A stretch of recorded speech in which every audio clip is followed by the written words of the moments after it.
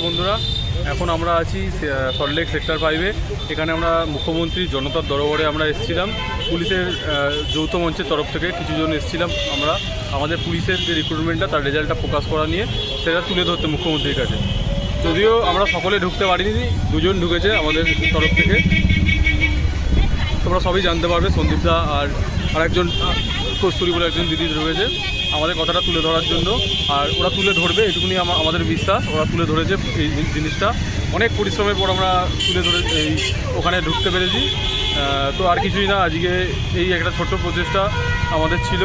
এই প্রচেষ্টাটা কিছু ভিডিও কিছু ক্লিপ আমি করেছি ঢোকার জন্য। আমরা কী করলাম, কী পরিশ্রম করলাম একবার দেখো, ছোটো করে বলছি। আর আমাদের রেজাল্ট খুব তাড়াতাড়ি আসছে, খুব শীঘ্রই আসছে। এটুকুনি বলতে পারি, আশা রাখো আগস্ট মাসের মধ্যে আমাদের রেজাল্ট আসবে। আগস্ট মাসের মধ্যে আমাদের জয়েনিং কমপ্লিট হবে, ঠিক আছে? আমাদের রেজাল্ট আসবে। রেজাল্ট আসার জন্য যা যা করতে হবে আমরা তাই স্টেপ নিতে রাজি আছি।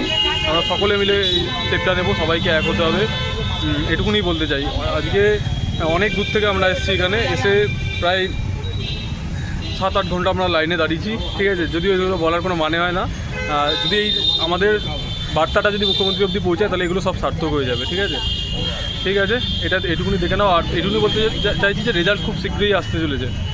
আর নতুন ভ্যাকেন্সির কথাও ওখানে বলা হবে। সব কথাই আমরা তুলে ধরবো পুলিশের এই ডেপুটেশনটার মাধ্যমে, ঠিক আছে?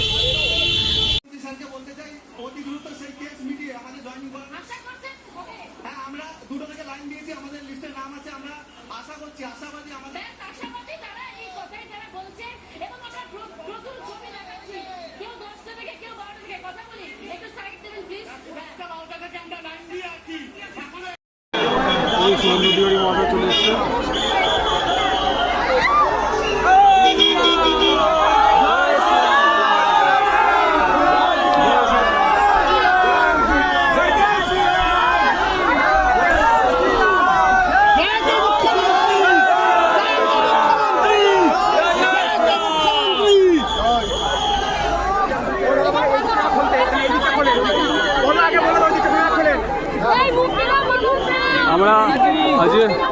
আমরা আজকে পুলিশ পরীক্ষার আবেদন জানানোর জন্য আমাদের রেজাল্টটা তাড়াতাড়ি প্রকাশ করা তাই এসেছি জনতার দরবারে,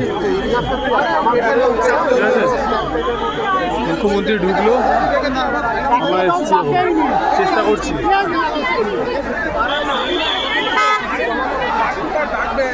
দিনের মধ্যে চেষ্টা করছি আমরা।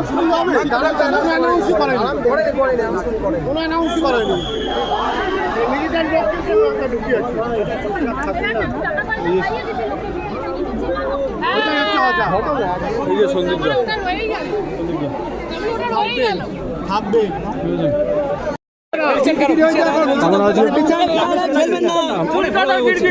আমরা আজ পুলিশ রিক্রুটমেন্টের জন্য সিএমের কাছে আমাদের জানাতে এসেছি। দেখুন কি পরিমাণে ভিড়। আমরা এখানে জায়গা করছি অনেক কষ্ট করে। আর আমরা আমাদের কথা তুলেই যাবো সিএমের কাছে, আমাদের রিক্রুটমেন্টের কথা তুলেই যাবো। সন্দীপদা আছে,